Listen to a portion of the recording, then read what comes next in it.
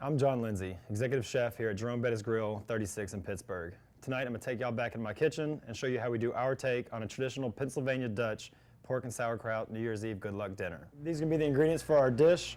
We're going to start off with our pork. In this case we're going to use a traditional pork loin.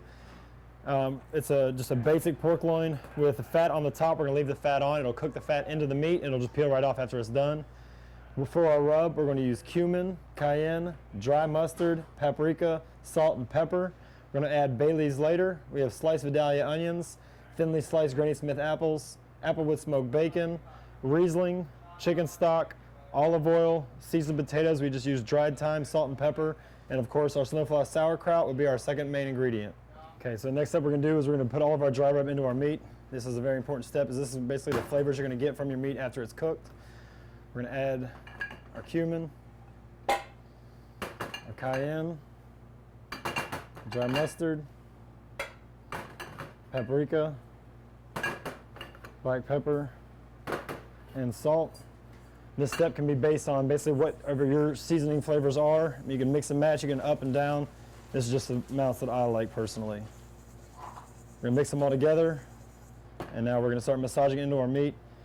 Obviously, this is a very important part. You want to really press it in as tough as you can, as your meat's not going to break down, but it will start absorbing it into it, and it'll all absorb into the pores as it's cooking. Both sides, both ends, every angle.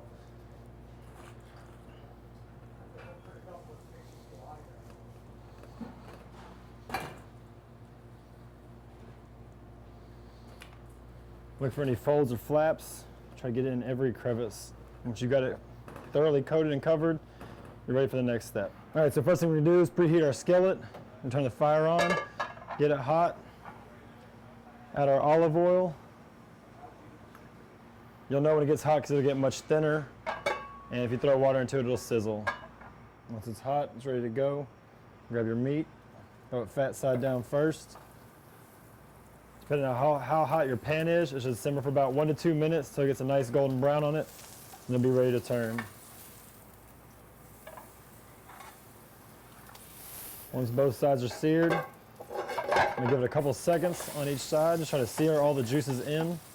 I'm going to set it back down, add a little bit more olive oil around, and our Vidalia onions. I'm going to let these saute, soak up a little bit of the juice and the flavor from the bottom of the pan, and then we're going to transfer it into our baking pan. Now, I prepared a baking pan with my potatoes in it. Some people might prefer to leave it in the saute pan the entire way. Cover the saute pan, throw the whole thing into the oven. I like the hotel pan personally. I can put my potatoes in as they're ready, cover it in foil, and it'll cook very evenly. Just a preference choice. As soon as your onions start getting a little translucent, we're going to deglaze the entire pan with our white wine and let it reduce. All right, once the liquid is reduced by half, we're going to transfer over to our baking pan. Take our meat over first. We're going to top the meat with everything else.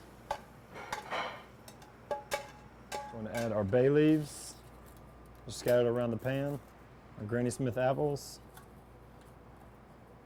We're going to surround it with our bacon.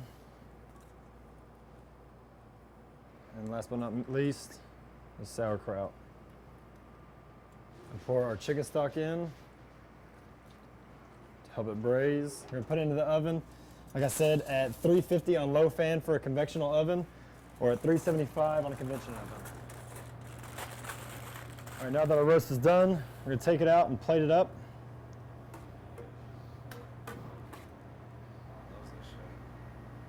This is how we serve our traditional pork and sauerkraut dinner in Pittsburgh, Pennsylvania.